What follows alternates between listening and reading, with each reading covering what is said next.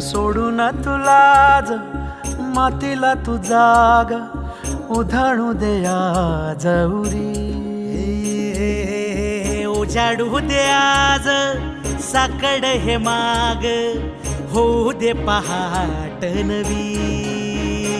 आता होऊन जाऊ दे साऱ्या जगाला पाहू दे पडू दे पाऊल पुढं.